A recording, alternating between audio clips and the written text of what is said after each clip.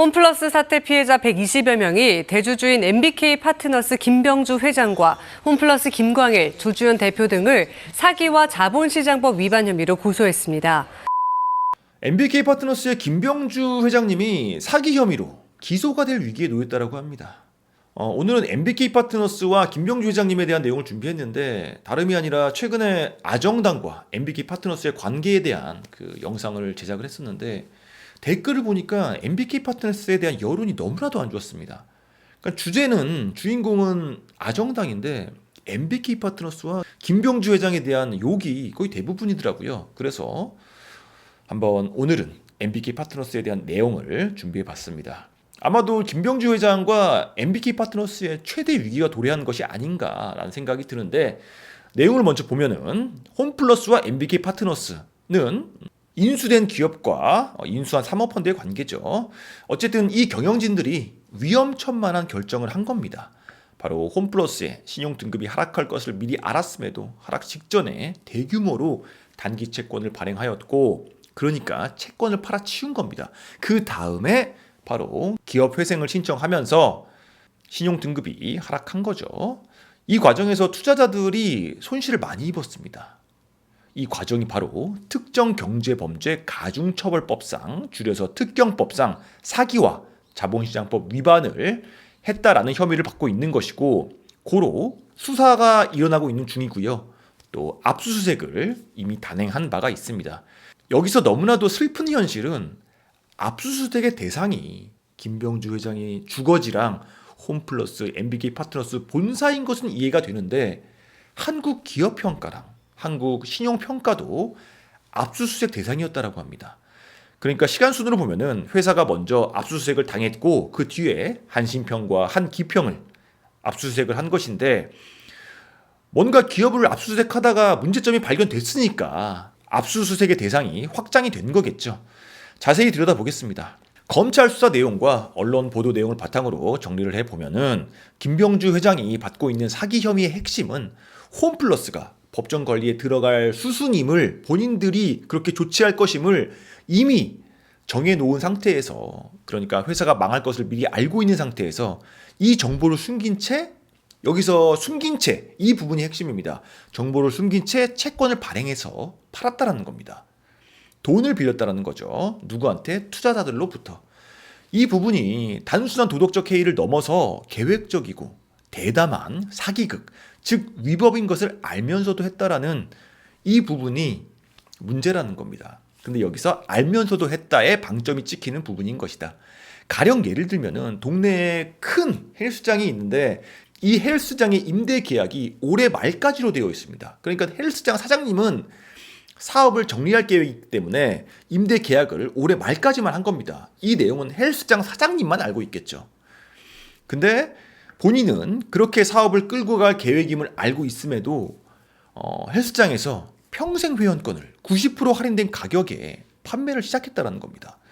그럼 이거는 헬스장 사장님의 계획적인 사기인 것이고 이 회원권을 산 회원들이 만약에 헬스장이 올해까지만 사업을 한다는 사실을 알았더라면 절대 사지 않았을 거라는 거죠. 즉 사기를 당한 겁니다. 근데 김병주 회장이 고의로 그랬냐라는 증거가 있느냐를 따져보면은 즉 홈플러스의 신용등급 하락이 예정되어 있음을 사전에 MBK 파트너스의 김병주 회장이 인지를 하고 있었는가 이 부분이 매우 중요하다는 건데 신용등급 하락의 공식 발표 날은 올해 2월 28일이었습니다. 2025년 1월 28일에 신용등급 하락 발표가 공식적으로 있었고요.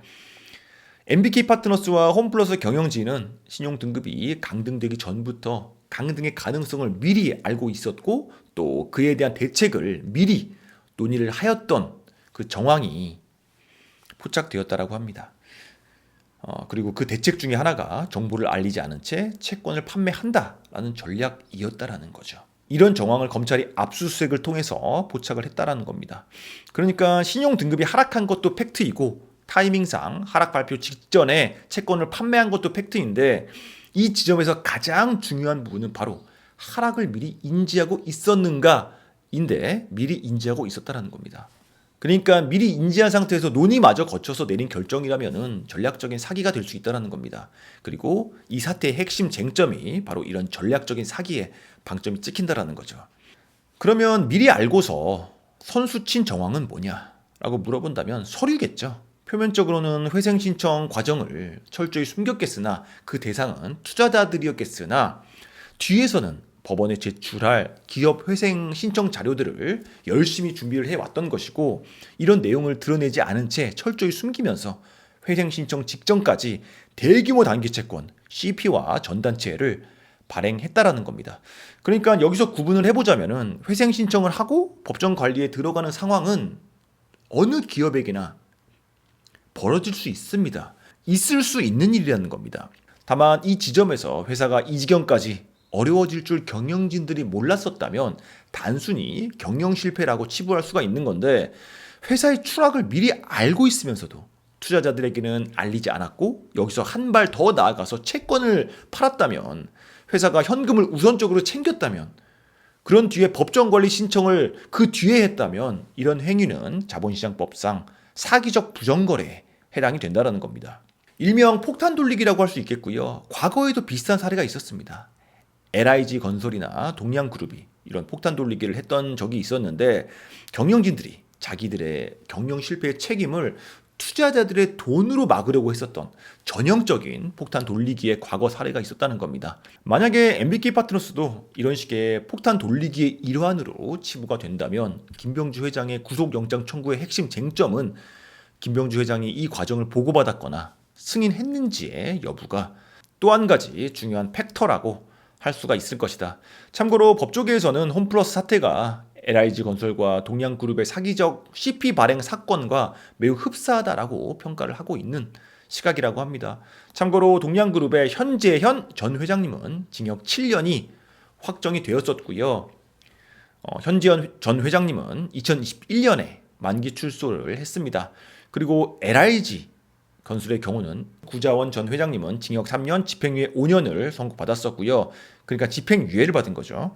구본상 전 부회장은 징역 4년형을, 구본엽 전 부사장은 징역 3년형을 선고받아서 법정 구속이 된 바가 있다. 실형을 살았다는 거죠.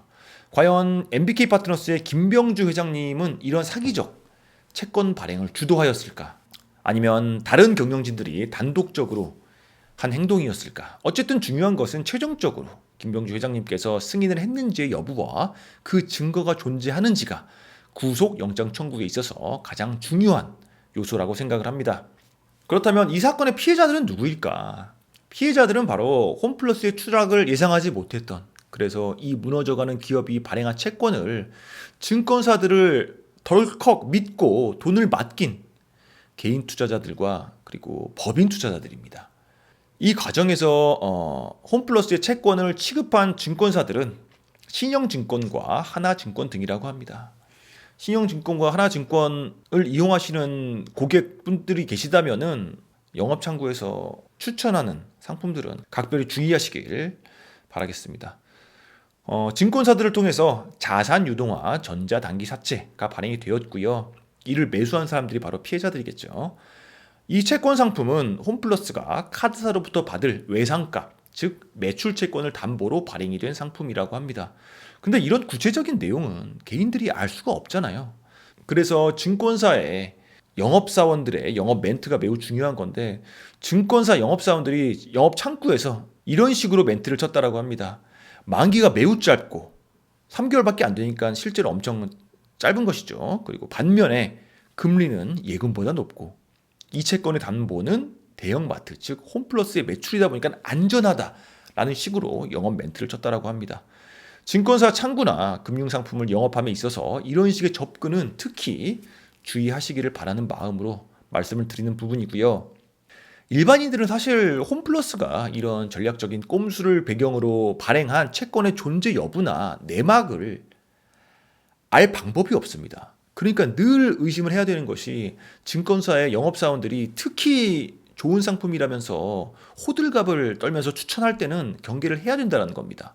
홈플러스 채권 관련해서 피해 규모는 약 5천억 원대에 달하고 있다고 하고요. 이 중에서 개인 투자자들의 피해액만 무려 2천억 원에 육박을 하는 상황이라고 합니다. 이 지점에서 가슴이 너무나도 아픈 게 피해자들의 면면을 보면 은퇴자들의 은퇴자금이나 노인들의 쌈짓돈 그리고 중소법인들의 기업 운용 자금을 넣은 사례의 비중이 가장 많다라는 겁니다. 회사 자금을 홈플러스 채권에 맡겼다가 결국 못 받은 거니까 자금난으로 연결이 된 회사들도 많이 있겠죠. 이런 부분에서 제대로 된 심판을 받아야 된다고 생각합니다. 현재 홈플러스 전단체 피해자 비상대책위원회가 구성이 되었으며 120여 명의 투자자들이 김병주 회장을 집단 고소한 상황입니다.